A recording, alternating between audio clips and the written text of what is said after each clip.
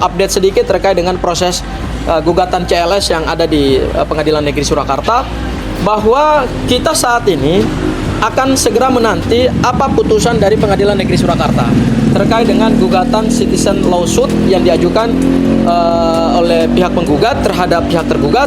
Dan jika putusan itu memenangkan pihak penggugat, tentu itu akan menjadikan kekuatan pembuktian kepada para tersangka itu akan makin kokoh lagi gitu. Jadi putusan CLS memang tidak akan mempengaruhi sama sekali proses pidana yang sedang terjadi di Polda Metro Jaya, tetapi proses di CLS dengan putusan yang mudah-mudahan menguntungkan para penggugat atau penggugat itu kemudian akan memberikan lagi kekuatan amunisi kepada tersangka untuk membuktikan bahwa ijazah Pak Joko Widodo ini memang adalah ijazah yang bermasalah, dan satu-satunya ijazah di dunia yang dipersoalkan, yang membuat gaduh satu negara, yang membuat gaduh satu republik, itu adalah ijazah Pak Joko Widodo.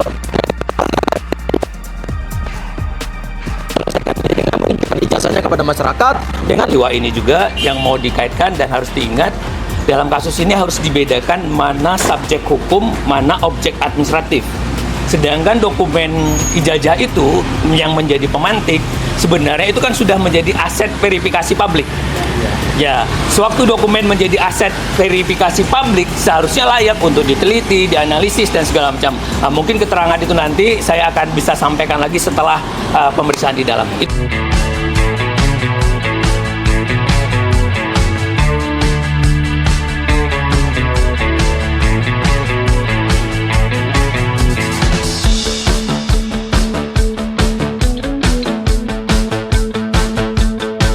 Assalamualaikum warahmatullahi wabarakatuh. Selamat pagi rekan-rekan media.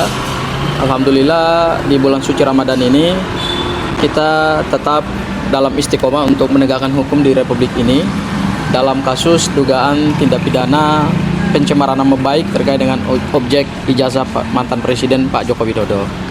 Hari ini kami dari tim kuasa hukumnya Mas Roy Suryo CS, di mana ada Bang Rustam, Bu Kurnia dan Bang Rizal Fadila, itu juga jadi klien kami bersama dengan Mas Roy. Hari ini kami hadir ke Polda Metro Jaya untuk menambah alat bukti kami, ya, yaitu alat bukti keterangan ahli. Dan hari ini yang kami hadirkan adalah ahli hukum pidana dari Universitas Trisakti, Bang Azmi Saputra, ya, yang sama-sama kita tahu beliau adalah ahli hukum pidana yang cukup masyhur lah di Republik ini gitu. Nah, hari ini juga kami perlu sampaikan bahwa beberapa hari yang lalu kami juga sudah menghadirkan salah satu ahli hukum pidana juga dari Universitas Indonesia, yaitu Bang Ganjar Laksamana Bonaprapta, yang keterangannya juga sudah selesai diberikan di Polda Metro Jaya sebagai alat bukti untuk menambah kekuatan pembuktian dari para tersangka. Dan hari ini Bang Azmi akan diperiksa untuk klaster RRK, ya Bang, ya. RRK itu Bang Rizal Fadila, Bang Rustam dan Bu Kurnia. Dan kami harapkan bahwa dengan hadirnya para ahli yang kita tahu mereka punya kompetensi, mereka punya independensi, bisa memberikan titik terang terhadap dugaan tindak pidana yang saat ini sedang disidik oleh Polda Metro Jaya, ya. Nah, terkait dengan ahli yang kami hadirkan hari ini, kami punya pretensi bahwa ahli Bang Azmi Saputra ini adalah seorang ahli yang akan menyampaikan pendapat keahliannya sesuai dengan keilmuan yang beliau pelajari, itu tentu akan berdasarkan pada prinsip objektivitas, ya.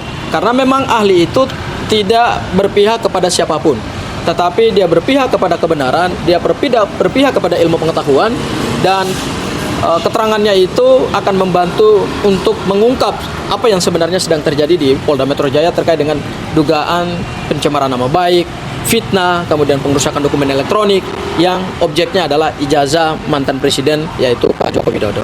Itu hal yang pertama. Kemudian hal yang kedua, kami harapkan dengan adanya tambahan alat bukti ini, mudah-mudahan penyidik Polda Metro Jaya tidak hanya menyandarkan penetapan tersangka ini kepada alat bukti yang menguntungkan Pak Jokowi, ya.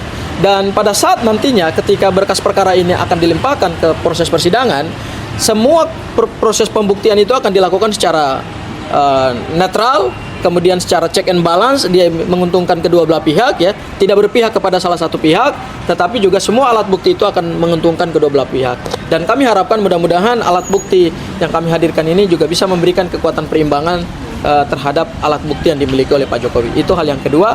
Hal yang terakhir adalah saya ingin update sedikit terkait dengan proses gugatan CLS yang ada di Pengadilan Negeri Surakarta, bahwa kita saat ini akan segera menanti apa putusan dari Pengadilan Negeri Surakarta terkait dengan gugatan citizen lawsuit yang diajukan oleh pihak penggugat terhadap pihak tergugat.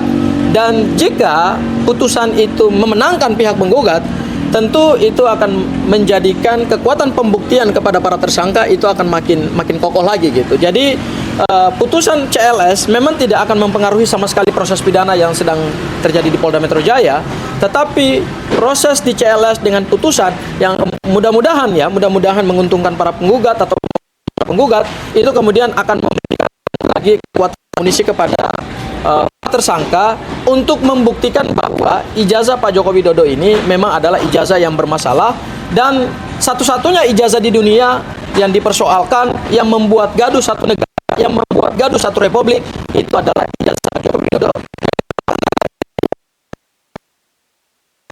Dengan menunjukkan ijazahnya kepada masyarakat, dengan melakukan hasil penelitian terhadap penelitiannya Mas Roy, Bang Rismond, Dr. Tifa, tetapi karena mengambil langkah hukum pidana, kemana-mana. Kami lihat ini adalah satu bentuk sikap dan keterangan dari Pak Joko Widodo, dan proses hukum ini kami hadapi. Ya, saya ingin katakan bahwa proses hukum ini sama sekali, saya sudah komunikasi juga dengan Mas Roy.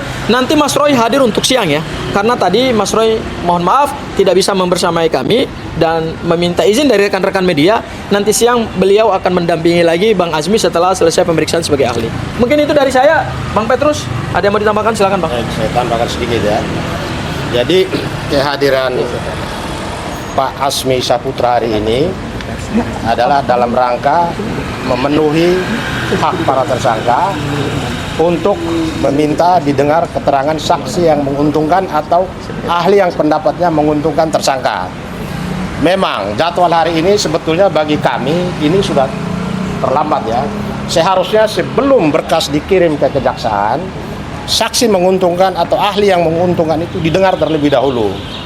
Tetapi pertanyaan besarnya itu, kenapa penyidik buru-buru melimpahkan berkas ke kejaksaan pada saat hampir bersamaan dengan peristiwa yang terjadi di Solo. Ini yang membuat proses penyidikan perkara ini mengandung cacat. Kenapa? Saksi penting atau ahli penting yang seharusnya menjadi hak para tersangka yang wajib dipenuhi oleh penyidik, tetapi itu diabaikan.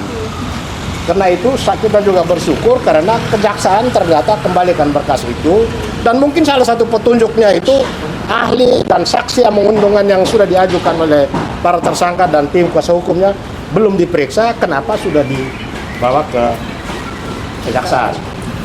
Itu yang pertama. Yang kedua, desas-desus bahwa para tersangka mengajukan permohonan SP3, kami tegaskan, tim kami ya, para tersangka tidak berkeinginan untuk mengajukan permohonan SP3. Karena persoalan SP3 itu adalah kewenangan penyidik. Dan penyidik di sini kita minta harus profesional. Apalagi nanti setelah mendengar pendapat dari ahli yang kita sampaikan hari ini, kita ajukan hari ini, itu akan membuka mata penyidik supaya dalam momentum reformasi Polri saat ini, kasus ini harusnya menjadi momentum untuk penyidik berbenah diri. Jangan lebih cenderung kepada langkah-langkah yang memberi kesan bahwa ini terjadi kriminalisasi. Kembalikan perkara ini kepada hak para tersangka yang sudah dijamin oleh undang-undang bahwa perkara ini tidak layak diajukan ke persidangan, tetapi kami tidak akan menuntut diberikannya SP3. Karena itu adalah kewenangan penyidik yang kami tidak akan campuri. Bahkan kami sangat berkepentingan perkara ini harus dibuka ke persidangan, karena 505 dokumen yang disita di UGM dan 200 dokumen lainnya yang katanya sudah di tangan penyidik, kami berkepentingan untuk melihat satu persatu. Dan itu akan diuji dengan Jokowi, karena itu semua dokumen milik Jokowi. 500 dokumen itu apa saja? Apakah 500 dokumen ini punya kaitan relevansinya dengan pokok perkara atau tidak?